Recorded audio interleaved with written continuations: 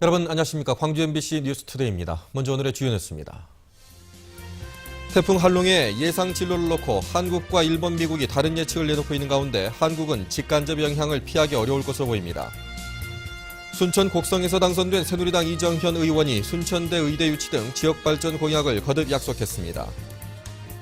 무안의 한 농공단지와 인근 농경지의 집안이 수년째 가라앉고 있지만 자치단체는 수수방관만 하고 있습니다.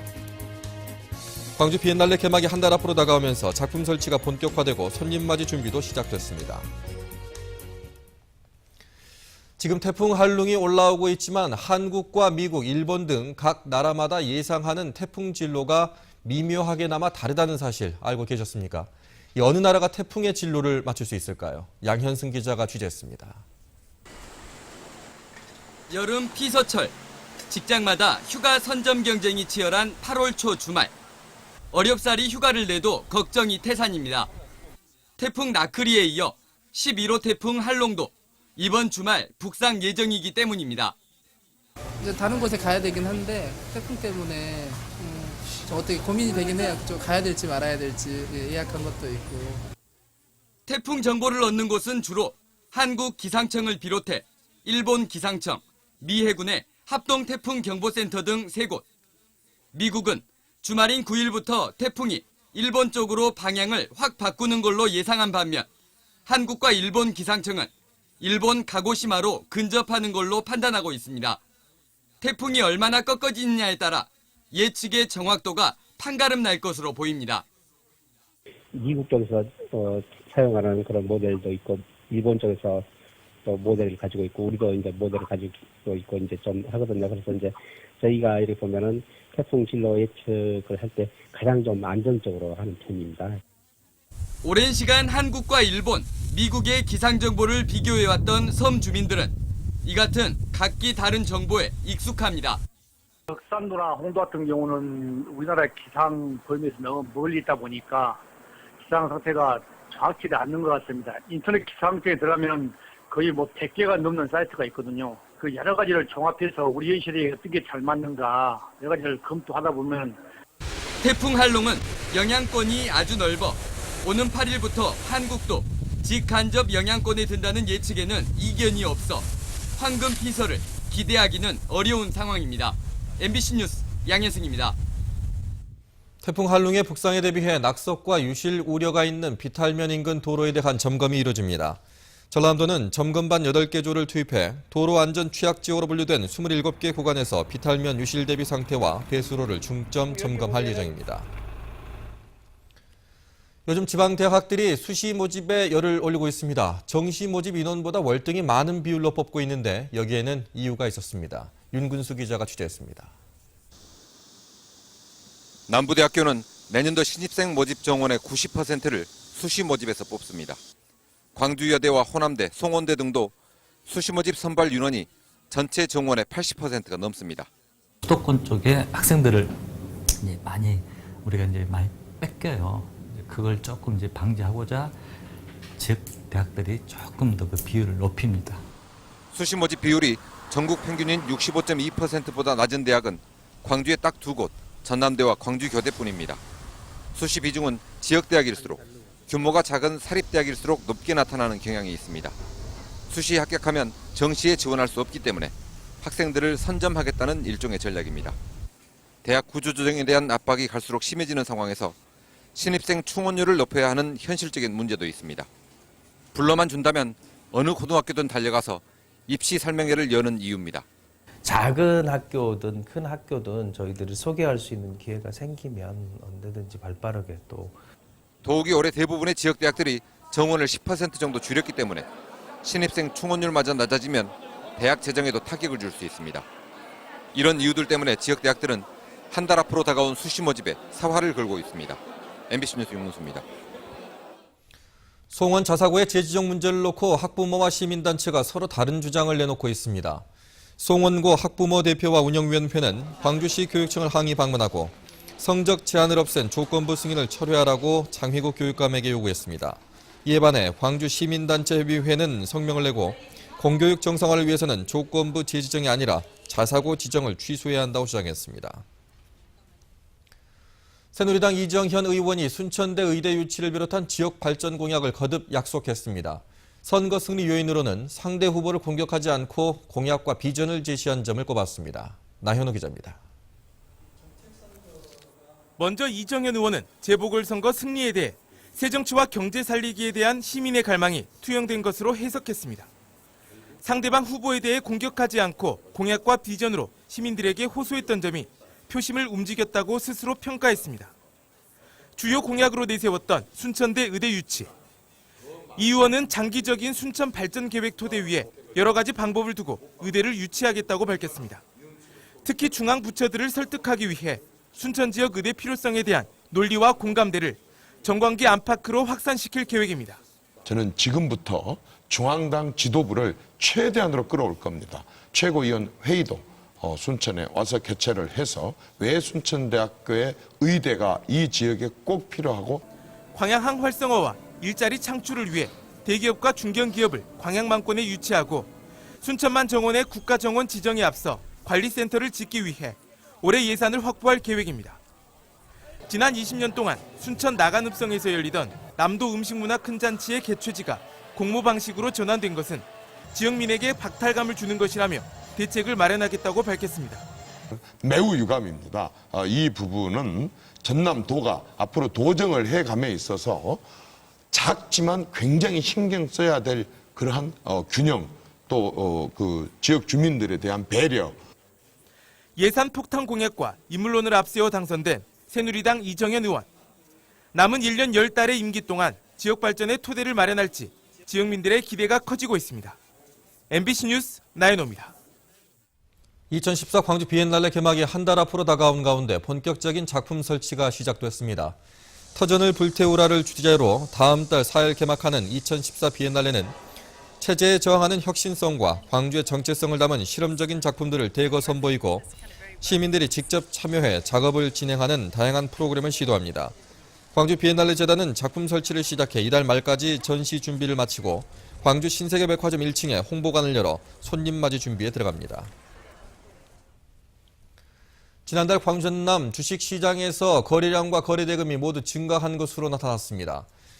한국거래소 광주사무소가 발표한 지난달 주식거래 동향에 따르면 거래량은 58%, 거래대금은 56%가 각각 증가했습니다. 또 지역 투자자들이 전체 거래에서 차지한 비중은 거래량에서 2.38%, 거래대금은 1.63%로 각각 나타났습니다. 광주 전남 전문 건설업체 가운데 시공능력평가 1위는 도양기업으로 조사됐습니다.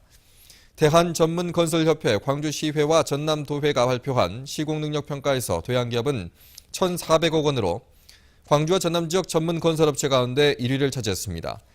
광주에서는 광림토건이 시공능력 418억 원으로 904개 전문건설업체 가운데 1위를 기록했습니다. 고흥군은 지난 2009년 유자 껍질로 퇴비를 만드는 업체를 유치했다며 맞춤형 투자 유치의 신모델이라고 대대적으로 홍보한 바가 있습니다. 현재 해당 공장은 폐허가 됐고 업체 대표는 사기 혐의로 조사 중인 가운데 보조금 3억 원은 찾을 길이 없게 됐습니다. 권남기 기자입니다. 버려진 원료포대 위로 간판이 보이지 않을 정도로 높이 자란 자풀들. 사무실은 잠겨있고 거미줄 가득한 공장 내부는 음산하기까지 합니다.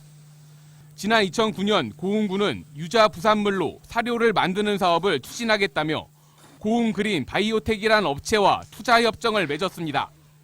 당시 고흥군은 그동안 유자 부산물 처리에 어려움을 겪었던 지역 농가와 생산업체에 활력을 불어넣을 것으로 기대된다며 대대적인 홍보와 함께 전례 없이 군비 3억 원을 보조금으로 지급했습니다. 하지만 해당 업체는 무슨 영문인지 공장 가동 2년도 안 돼 문을 닫았고 업체 대표는 보조금을 받기 위해 자기 자본금을 부풀린 혐의로 검찰 조사를 받고 있습니다. 고흥군은 공장 준공 당시 서류는 문제가 없었고 가동도 정상적으로 됐다는 입장입니다. 판매 실적에 대한 보고서를 받은 게 있어요. 그렇지만 이제 그 뒤에서는 판매가 그렇게 많이 안 되었기 때문에. 하지만 주변 업체의 반응은 다릅니다. 오가는 차량을 찾아보기 힘들었고 공장이 가동되는 기척도 없었다는 겁니다. 완제품 생산해서 나간 거는 본 일이 없고 또 누구 사러 온 사람도 못 봤었고 농민들이 구입을 하고 전화를 해서 전화가 안 된다는 이야기를 들었었고요. 경찰이 업체 대표 53살 최모 씨를 사기 혐의로 검찰에 송치한 가운데 고흥군은 허술한 행정 때문에 국민들의 세금 3억 원을 허공에 날렸다는 비판을 피하기 어렵게 됐습니다. MBC 뉴스 권남기입니다. 수학기 야생동물 피해 방지단이 오는 11월 말까지 운영됩니다. 시군별 20명가량으로 구성된 350명 규모의 야생동물 피해 방지단은 개체수가 최근 급증해 농작물에 피해를 주고 있는 멧돼지와 고라니, 까치 등을 포획할 예정입니다. 지난해 야생동물 피해 방지단은 16개 시군에서 멧돼지 700여 마리와 고라니 250마리 등 1,100여 마리를 포획했습니다.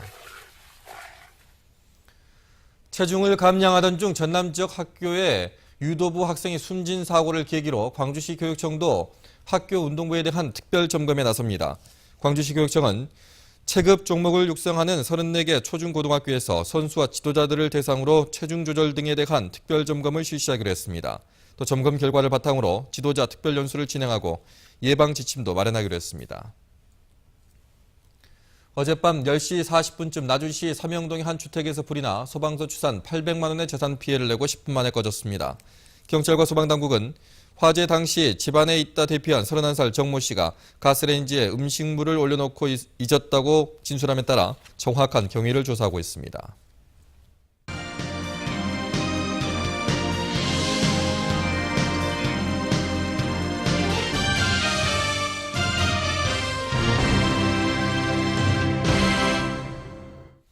무안의 한 농공단지 집안이 수년째 내려앉고 있습니다. 인근 농경지도 푹푹 꺼지고 있는데 자치단체는 수수방관입니다. 문현철 기자입니다. 무안의 한 농공단지. 공장 건물을 떠받치는 집안이 눈에 띄게 내려앉았습니다. 볼펜 하나 높이로 해마다 1, 2cm씩 꺼지고 있습니다. 인근 공장도 인도가 내려앉고 담장의 콘크리트 기초는 붕 떠 있습니다. 건물도 곳곳에 금이 크게 갔습니다. 잘 때, 조용할 때, 공장이 가동이 안 될 때, 이때 어떤 현상이 일어나면은 쩍쩍 벌어지는 소리라든가 기물이 벌어진 소리, 건물이 쪼개지는 소리가 납니다. 인근 농경지는 땅이 갑자기 꺼지는 이른바 싱크홀 피해가 잇따르고 있습니다. 전문가는 이 일대가 석회암층인데 지하수를 지나치게 쓰면서 땅속에 빈 공간이 생기고 이 같은 집안 침하가 발생한다고 지적했습니다. 그러나 무안군은 이 같은 사실을 알고도 예산 부족을 이유로 손을 놓고 있습니다. 시급한 지질 조사는 계획에만 그치고 또 사용을 막아야 할 지하수는 공업용수나 농사용으로 이전보다 더 많이 뽑아 쓰고 있는 실정입니다. 공업용수 제한은 지금 협회하고 계속적으로 협의 중입니다. 저희가 사용 제한하고 이제 향후에 상수도로 완전 전환하게끔. 지난 2000년 무안읍의 한 방앗간 창고가 수십 미터 땅속으로 사라졌습니다. 같은 지질층인 농공단지 일대 또한 그때 재앙이 발생할 가능성이 항상 도사리고 있는 실정입니다.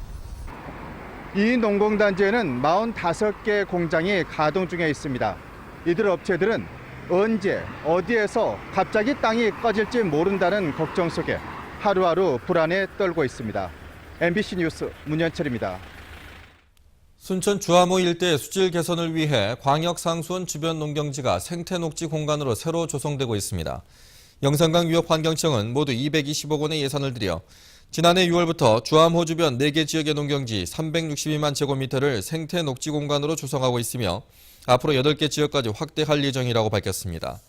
환경청은 상수원 상류 지역의 인구 노령화를 고려해 노동력이 적게 들고 친환경적이며 생산성이 높은 사업을 지역민과 협력해 적극 발굴하겠다고 덧붙였습니다. 대한민국 최초의 한옥형 유스호스텔인 순천만 에코촌 유스호스텔이 한국관광공사에서 실시한 우수 한옥체험 숙박시설로 선정됐습니다. 순천만 정원 인근에 자리 잡은 에코촌은 모두 20개 객실을 갖추고 학생들의 체험 학습과 세미나, 단체 관광객들의 숙박 장소로 인기가 높습니다. 순천시는 에코촌이 우수 숙박시설로 선정됨에 따라 관광공사의 지속적인 홍보와 지원 등을 통해 명품 한옥체험 숙박지로 거듭날 것으로 기대했습니다. 광주시는 군공항 이전 사업과 관련해 시민들의 의견을 듣는 공청회를 다음 달 2일 광산 문화예술회관에서 개최합니다. 이번 공청회는 지난해 10월 시행된 군공항 이전에 관한 특별법에 따른 것으로 광주시는 소음 피해 지역 주민들과 시민단체 등의 의견을 반영해 오는 10월 국방부에 광주 군공항 이전 건의서를 제출할 예정입니다. 공청회의 의견을 발표하고 싶은 시민은 오는 13일까지 광주시 도시계획과에 신청하면 토론에 참여할 수 있습니다. 호남의 기록문화유산이 문화 콘텐츠 작품으로 제작됐습니다. 지역 문화교류 호남재단과 전남대는 호남 지역의 문집과 일기 등의 기록문화유산을 15편의 스토리로 제작한 작품집과 플래시 애니메이션 DVD로 출간해 도서관과 문화기관 등에 배포한다고 밝혔습니다. 이번 출간은 지난 2010년부터 진행된 호남기록유산 연구의 성과로 대학과 문화단체, 콘텐츠 제작업체의 협업으로 이루어졌습니다.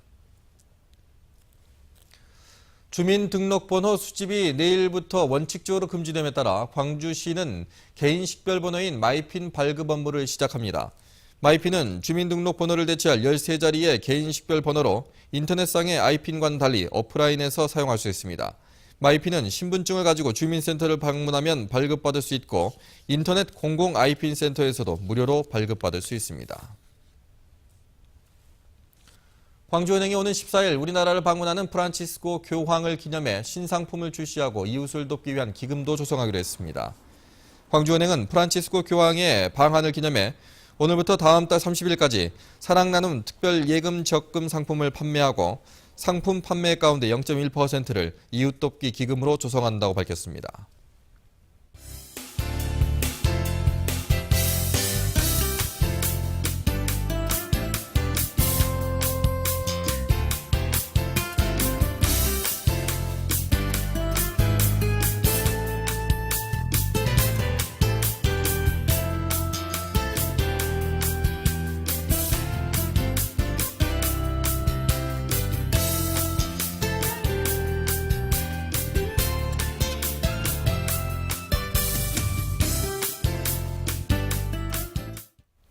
어제와 같은 찜통더위가 이어지는 가운데 곳곳에서는 소나기가 내리겠습니다.